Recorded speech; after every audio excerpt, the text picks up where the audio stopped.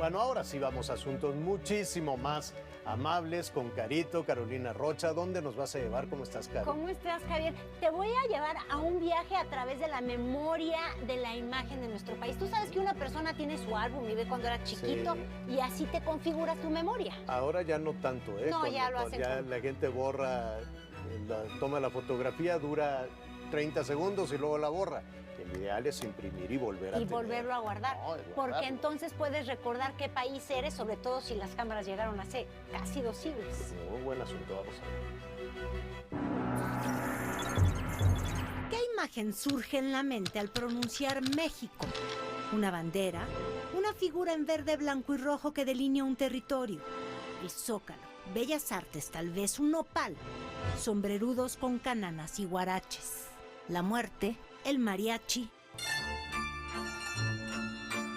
¿Cuál es la historia visual del país contada a través de la lente de sus fotógrafos? Porfirio Díaz es, en términos de registro, el primer presidente que empieza a documentar fotográficamente sus actividades. Los ferrocarriles, el hipódromo Condesa, la avenida Reforma.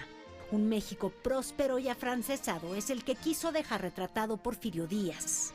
La mayor parte de la producción del último tercio del siglo XIX son fotógrafos alemanes, norteamericanos, ingleses, franceses. También ellos se dieron la tarea de registrar el acontecer diario, lo cotidiano para la sociedad. Las festividades, el nacimiento, la muerte, los llamados angelitos. Ese es el caso del Museo de la Fotografía. Decidimos escenificar un estudio fotográfico del siglo XIX. Esos soportes se utilizaban porque los tiempos de la toma eran muy lentos. Es clásico ver en la fotografía del XIX que siempre la gente permanece muy estática y siempre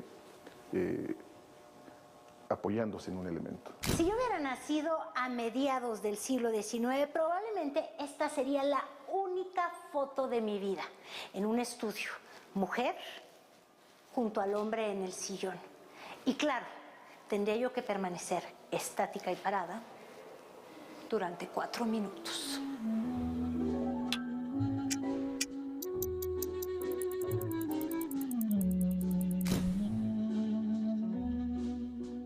Tú ibas con tu familia al estudio fotográfico y te tomaban la fotografía. Ese tipo de estudios o ese tipo de fotógrafos se dedicaron a ir retratando el México porfiriano. Y porque la fotografía configura la historia en el ocaso del siglo XIX, trae con ella la primer gran trampa de la memoria nacional. El gabinete de Porfirio Díaz ya es un gabinete de la tercera edad. Son las fotografías que recordamos. A Porfirio siempre lo recordamos viejo. Pongan Porfirio Díaz joven. O sea, hay unas fotos extraordinarias de él joven. Él tiene 37 años cuando triunfa la República sobre el Imperio. Perfectamente bien con sus medallas. Nada que ver con el dictador, que además lo increíble es que se blanquea. Y entonces ahí te das cuenta que lo que dicen de que Carmelita lo polveaba en las noches con polvos de arroz y ese tipo de cosas, sí pudo haber sido cierto. Maquillado, como la realidad que estalla.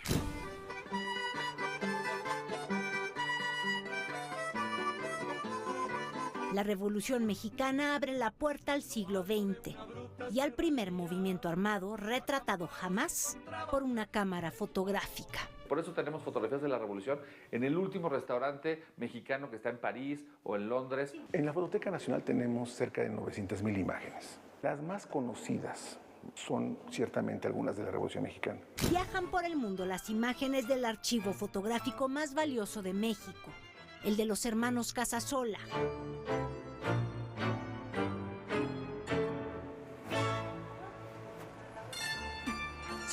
Plata gelatina. Con la Revolución exportamos también un estereotipo, aún latente. El sombreruro con cananas, con calzón de manta y con guaraches, aunque había muy bien vestidos como Obregón y Villa, generalmente vemos al revolucionario como el zapatista. Estalla la Revolución y las cámaras que ya había entre la población, muy pocas, voltean hacia esa otra sociedad, a la soldadera, a los revolucionarios. Campesinos armados, niños, adolescentes con cara de asombro cuando llegaban a la Ciudad de México. En la fototeca en Pachuca, Hidalgo, se conservan y manipulan literalmente con pinzas las 2 imágenes más vistas de la Revolución.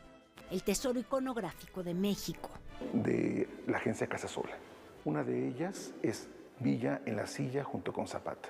Cuando entraron a Palacio Nacional, y es donde vemos a un Villa juguetón junto a un Zapata un poco pues no tan convencido de estar sentado ahí. Y ahí es cuando Zapata dice supuestamente las palabras: no, la silla presidencial está embrujada. Cualquier persona buena que se siente en ella se convierte en mala. Y Zapata decide no sentarse. Y otra que se ha alimentado muchísimo en el imaginario colectivo es las famosas Adelitas. Las soldaderas, con su negativo dañado, son el rostro humano que da consistencia a la Revolución Mexicana. Una de ellas se asoma en un vagón en la estación de Balbuena. Mucha gente decía, son las soldaderas. Son aquellas mujeres que acompañaban a su Juan. Y con esa idea visual surge la segunda trampa a la memoria nacional. Y hay estudios que nos demuestran que esto no es cierto. Eran mujeres que trabajaban precisamente vendiendo sus viandas a los soldados federales. Pero ¿quién desmiente una imagen? Todo lo contrario. Tras la sangría revolucionaria llega el arte a la imagen y la iconografía del siglo XX mexicano.